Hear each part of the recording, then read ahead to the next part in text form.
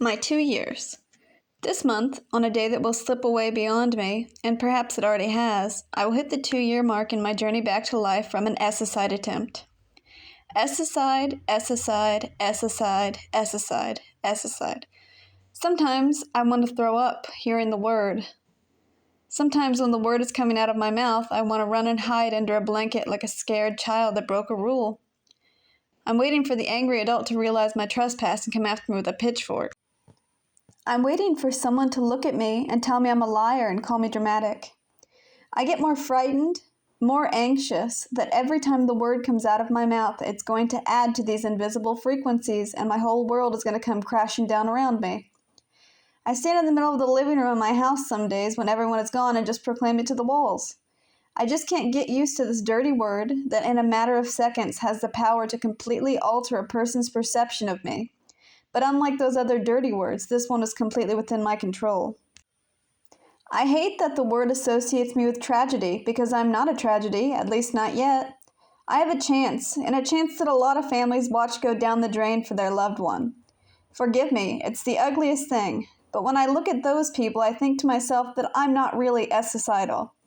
That if I had been, that I would be non-existent.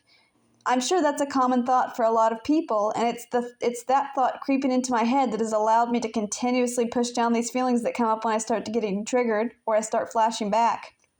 It's remembering all those photos propped up next to caskets that represent the word that has hastened the speed at which I try to place ground between me and the series of events that are represented by that word. Why? Because I don't feel like I have the right to use the word. Recognize that this period of my life, as intense as it has been, is very much as temporary as the good times I've had. This person with these emotions will likely pass on and I will grow and forget as time goes on. In many ways, I have forgotten, and I can tell because every time a piece of it comes back to me, I feel it less and less. Sometimes I still wonder to myself, how long until I forget completely? How long until I move on? How long until I get better? Truthfully, I'm hitting the 2-year mark of recovery, but I still feel the void of lingering problems from the other side seeping in. I still feel like something is deeply wrong with my life, or maybe with me, or both. 2 years isn't a lot of time, at least not enough to start feeling like myself again. In 2 years, I attempted S-aside, I wandered, I briefly left my partner in life under duress with very poor planning. I went back to my old life and I settled into a new routine with a major life adjustment.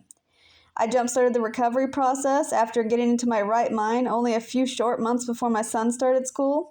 I battled with incredibly intense, intrusive thoughts surrounding my health, my morality, my appearance, and feeling like everyone was looking at me. I don't know if there's ever been a point in my life where I've been more self-conscious.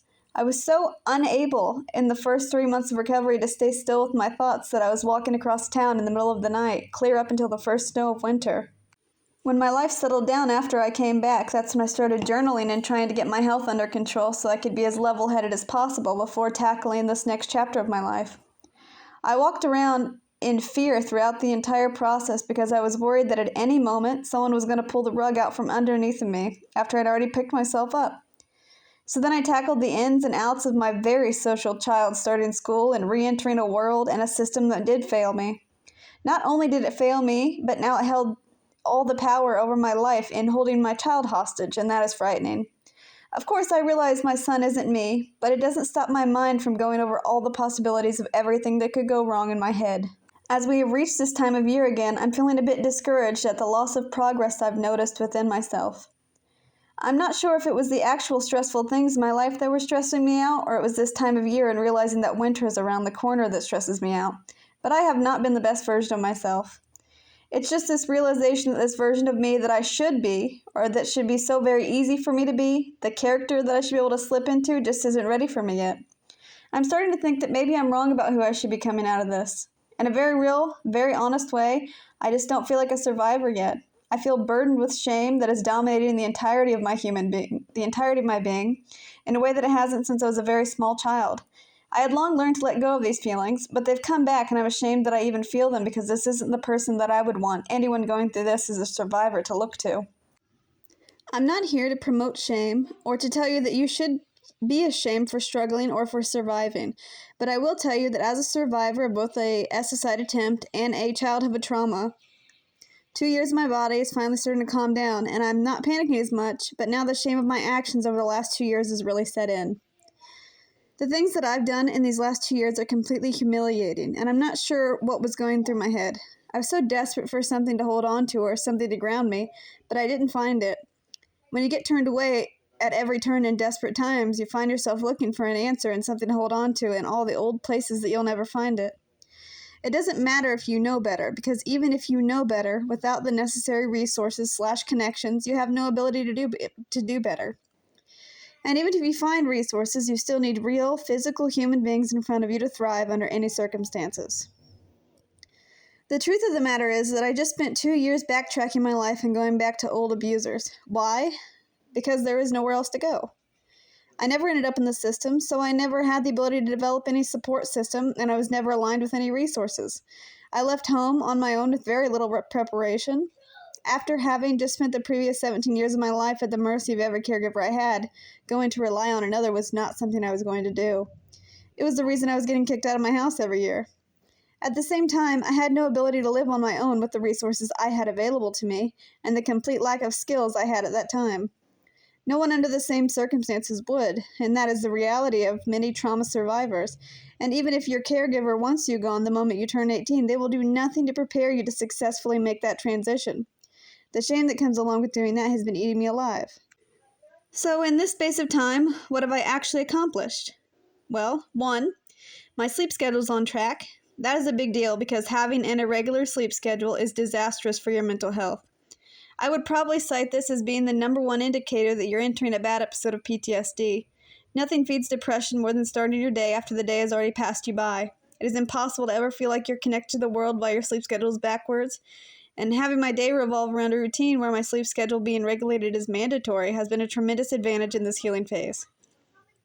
2, I have reinvested in my health. Depression robs you of all the necessary prerequisites to having good health. And without good health, you can't have good mental health. So I've made it a point to begin nourishing my body with foods that are beneficial to my health. I've made an effort to maintain regular exercise, except recently I've taken off from it to pursue other things, and because this time of year throws me off. I get a good variety of fruits and vegetables into my diet, and for the most part I eat pretty consciously. I've quit smoking for well over a year now, and I have not had a drop of alcohol along the same timeline. Though I'm not particularly against partaking on a very limited basis, I have not had any desire to partake in anything that has the ability to alter perception or place me in an altered state. Although I will mention that I had cut down my caffeine consumption considerably, replacing coffee with tea, but then at Christmas I started back up and have returned to my old habits. Number 3, I have taken up my hobbies again. I have successfully gardened now for 2 consecutive summers in a row. And by successfully, I mean I have started from seed, maintained care to production, and cleaned up at the end of the season.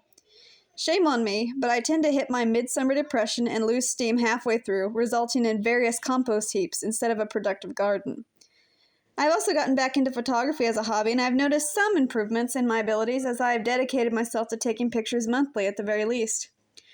Recently, I've been exploring the possibilities of editing software, but I am not exactly proficient with technology, so it is a slow progress. Really, my only goal is to put effort and time into something that I can stabilize myself with, and not necessarily financially, but skill-wise and time-wise. Number 4, I have made small investments in the future. I started this page in December with barely a year under my belt and absolutely no writing abilities as a way to document this experience.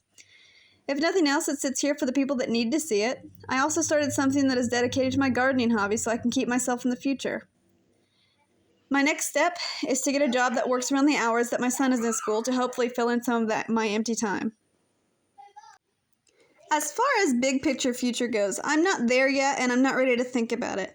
My life has been so chaotic the last couple of years and I'm just now coming down from it, so I have no idea where I'm headed. Right now, all I can do is take the necessary steps to establish things in my life that would give me options and leave doors open as I figure out my plan. Really, this is what anyone between lives should focus on.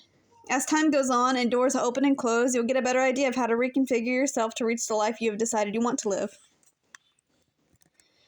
Number 5, I am taking baby steps towards social interaction. Okay, so maybe I haven't made much progress in this area, and maybe I still need to devote some attention to it, but I'm not really upset about it. Truthfully, if I cannot establish or reestablish functional relationships with the people that I know, then maybe I should just clean the slate and start over. Really, if they can move on without you and not make the effort to keep the relationship going, then maybe they aren't your people anyways. Besides, after everything I've been through, they aren't really reaching out, and if the tables were turned, I would. My plan moving forward is just to allow what will work to work and allow what will not to go. I don't want to bring anything into my life that isn't up to the standards that I'm willing to work to meet. I don't want anyone that is not going to be there, and I've already gone through most of this process alone, so I don't want people in my life that I have active resentments towards. Plus, I'm working intensely in many different areas of my life, and I'm slowly beginning to lose all that free time I once had. The way I see it, when I meet someone that is supposed to have a place in my life, then I'll know because we will both be working to keep the relationship, and it will be built on sincerity, regard, and mutual understanding. Until I find that in somebody, then they have nothing to bring to my life that I don't have, and I have better ways to fill my time. Number 6. I'm slowly beginning to take information in again in a very limited way. Over the years since I left home, and more so after I had my son, I have been compiling resources and information regarding my experiences in an effort to figure out how to effectively work through my issues. However, after this experience, I have had to take some time, even too much time, because I just couldn't handle it. The process of taking in information and getting triggered and flashing back is completely normal and entirely manageable on a somewhat normal day, but after everything is presented to be much more overwhelming than before. Sometimes I just can't sit with the information and the things that it brings up because it's too fresh emotionally. I'm not worried and I'm not upset about it. I know that it helps to know what you're experiencing and how to manage it, why it's happening and how to get through it, but if you can't handle it, you just can't handle it. In a weird way, there's this period of time after having been traumatized, having gone against your own morality, or having been stripped of your humanity, where you have to be cleansed before you can rebuild yourself internally. Sometimes it's just a horrific waiting game, and you just have to survive through it until you can pull yourself together again. Until you make it through that phase of recovery from anything, I don't think you can really meaningfully or usefully take in information. Number 7. I'm working towards accepting and acknowledging that I have negative feelings. Perhaps the most shameful part of this process has been the realization that I'm walking away from this experience with an abundance of negative feelings. Feelings that I don't want to acknowledge, and feelings that if voiced would send people off in the other direction and leave me sitting with a lot of self-loathing. Ultimately, I do have a lot of feelings, and they aren't really productive. They don't lead to change, they don't spark conversation, and they don't draw anyone towards me. They're feelings that I can't avoid, and the more I try, the more I spiral because I can't ever get on solid ground while I'm dehumanizing myself. I apologize if this whole blog reads me, I, but I really only have insight and personal knowledge about my own experience, and I think being able to put that experience into words for another person is important. These 2 years have made it really hard to look at my life and feel satisfied with it, so I know that some very big changes have to be made. Hitting this point has shown me that even 2 years is hardly enough time to process something like this, but it's important to keep moving forward with your life as well as you can. It's important to try and fail and fall apart as you need to because there is no way to avoid it. In some weird way, I think that failing, getting comfortable with failure, and putting myself into situations where I could fail and it was even likely that I would, has been a huge benefit to me. At first, it was very discouraging, but as I move forward, I'm realizing that I likely have a lot of failure awaiting me in the future, and I am probably going to be met with a lot of rejection. I'm also like to encounter many times where I'm going to feel very lonely, and perhaps I'm even going to be alone for some of them.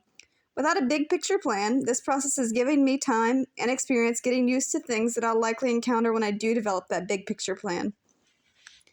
I don't want to discourage you wherever you are in your mental health journey, but I want to be honest about where I've been, where I'm going, and what I'm likely to encounter when I get there. I'm not a success story, and I don't have anything to show you that would indicate that I have anything to offer you.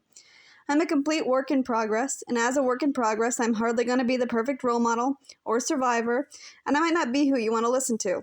I still struggle with ongoing depression, and I struggle not only to stabilize myself, but also to find meaning in my life. Some days I wake up, and I just sit in a daze of complete hopelessness that I just can't snap out of, and some days my mind quiets down and I can get through the day all right. I have a lot of days where I'm just spaced out, walking between two problems that I need to solve without the energy to make it all the way to either. On those days, I waste a lot of time, beating myself up, and I accomplish nothing at all. Sometimes I think to myself that I'm so lucky, because this had the potential to be so much worse, but I don't feel it. In fact, a lot of the times, I don't feel anything at all, and that scares me. I wish that I could say that I was better and that life was only up from here, but truth be told, I think I'm in for the ride of my life, and I don't think it's going to get better anytime soon. But I do know, and can tell you, that from here on out, I'll be fighting every step of the way for my life because I deserve to live. Only in time, though, will I know what it means to live, and that's my 2 years.